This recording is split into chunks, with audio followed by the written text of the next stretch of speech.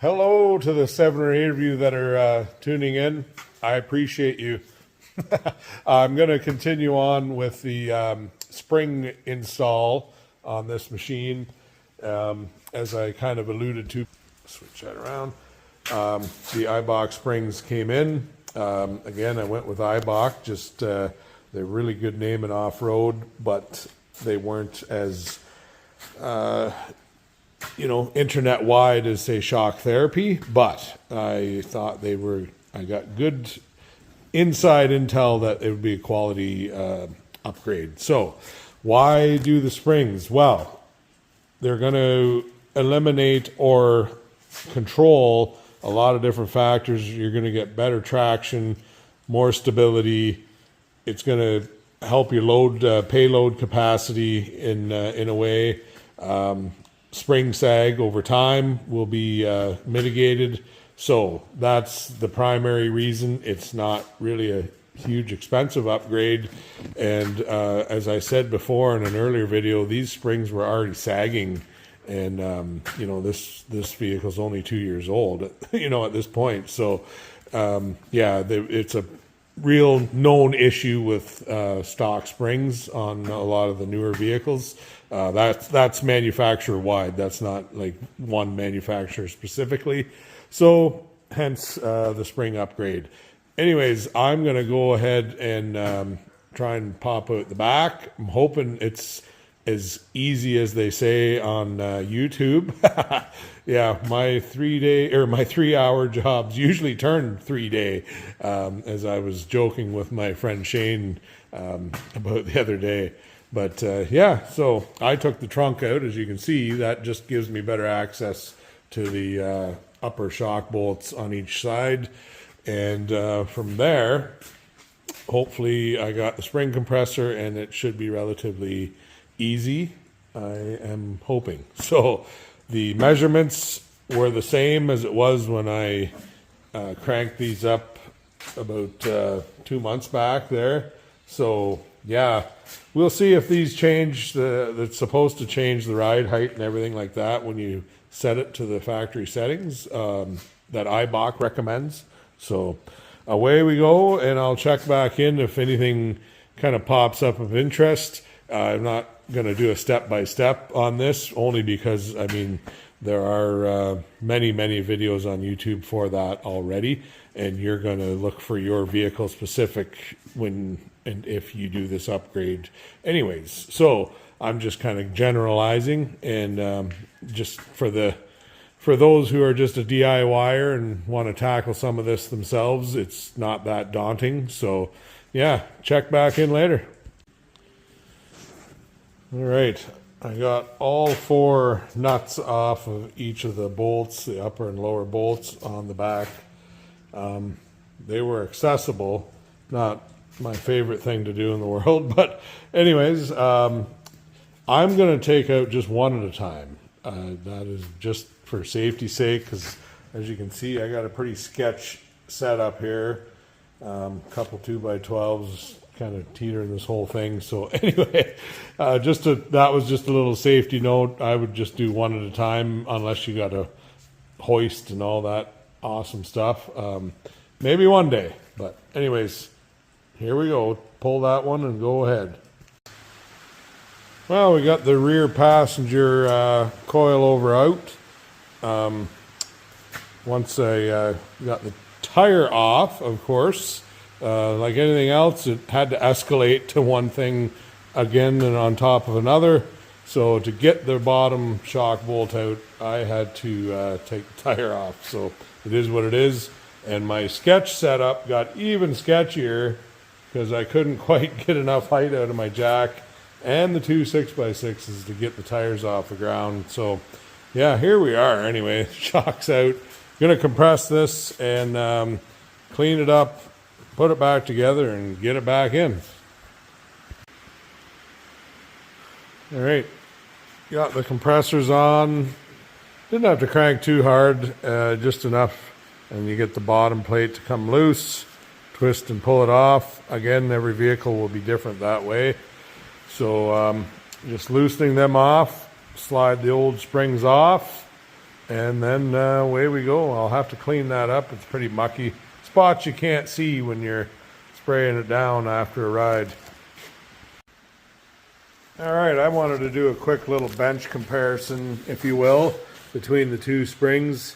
There's the tender side by side. Not a whole lot of difference on the tender. The spring rate will probably be a little bit heavier on the Eibach, of course. But you come over to the primary springs. Now you got a noticeable difference in diameter of the coil. They are about 1.5 inches or so height difference, 1 to 1.5 inches.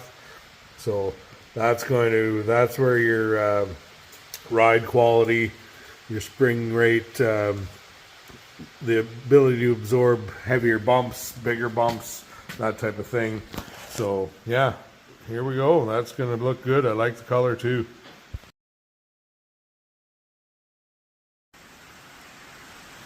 All right, as you can see, you got one done. It was a little late last night, so I sort of paused and took it back up today. And yeah, so got the spring off. The old school spring compressors, buddy of mine, Scott, lent me, who you'll probably see in some videos this summer. But yeah, they work good. These Eibach springs, man, that is a lot of compression to get them down enough to hook the bottom plate on there the way it's supposed to be. So anyways, everything worked good. I even got the sticker right on the right side. Wow. Yeah, well, whatever. Hey.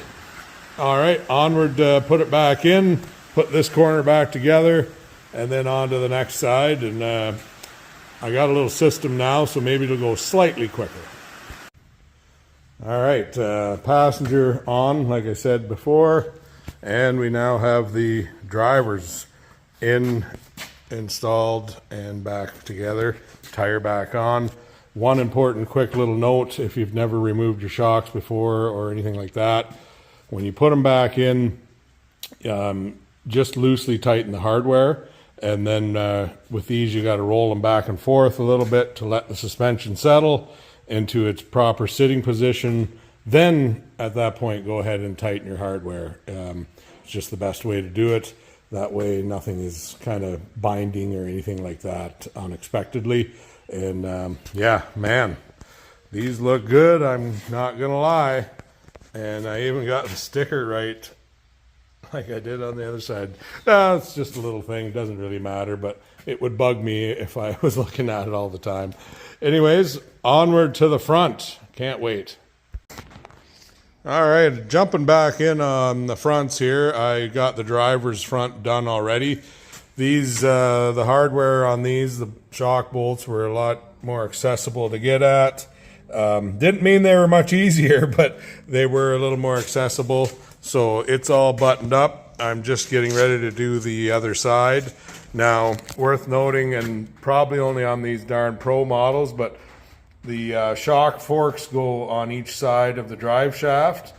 Well, that's great for strength and protection. Awful for removal. So you pretty much got to take it right down, and I'll come over on this side. You pretty much got to take it right down, tire off, and sway bar disconnected. That way your A-arms can drop as far as they possibly can go. Even then, the clearance is next to nothing to remove that because it has to go up and over that drive shaft as it comes out. But got it out, all good, and we're moving on to the final. The final one is on the shop table, and getting ready to do the compression and get those old springs off of there. I'll clean that up, obviously, and then reinstall the new springs. Yes, that's an impact laying there, and yes, I'm using the impact even though you're not supposed to, but by God, you know what? Sometimes you got to throw safety out the window to get the job done in a timely manner. It made really sped up the process. Now on this last fourth and last shock, I got a really good system flow now, so it's really easy. This will be going back on in a matter of 10 minutes. And then once I button everything back up, we'll check back in and do a little test loop, go get some gas and see how it runs. Okay, well, obviously the beast is put back together on all corners. Just took it for a little test drive around the block to get some fuel. And I didn't bother doing the video in the vehicle because you wouldn't have been able to hear much anyways. But the ride quality up at least, 80 to 90%. I imagine with shock rebuilt, revalving, that will add that extra. But as it stands, wow, it feels like it's planted to the ground. High speed turns eats those up like nothing, and bumps, you don't even really feel like they're there. So really, really happy with the initial feedback. But tomorrow we have an actual ride on some pretty good terrain, so I'll get a really good vibe of how they're going to work. But overall, initial thoughts, pretty happy about the upgrade. And yeah, so if you're going to do something like that, I think it is well worth the money to put towards that. And, to each their own, obviously, but I am going to get those shocks rebuilt probably over the winter, get one more season out of them. But anyways, yeah, I'm going to measure to see how the ride height is in comparison to when I cranked up the stock springs a couple months back. These are at the factory, or well, not factory, but these are at the suggested recommended settings from Eibach. So, I can already tell the rear of the vehicle is way higher than it was when we started. So I'm just wondering, we'll do the tape measure and see where we're at.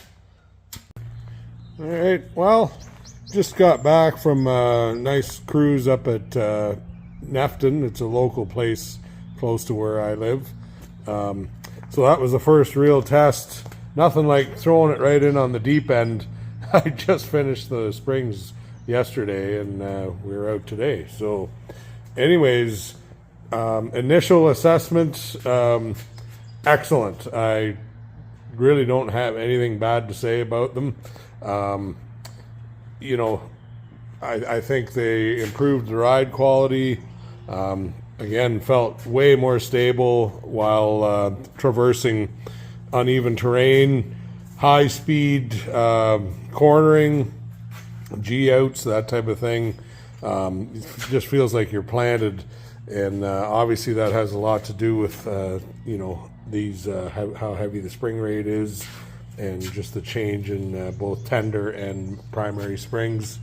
So anyways, definitely a worthwhile upgrade if you're thinking about improving the capability and ride quality of your rig.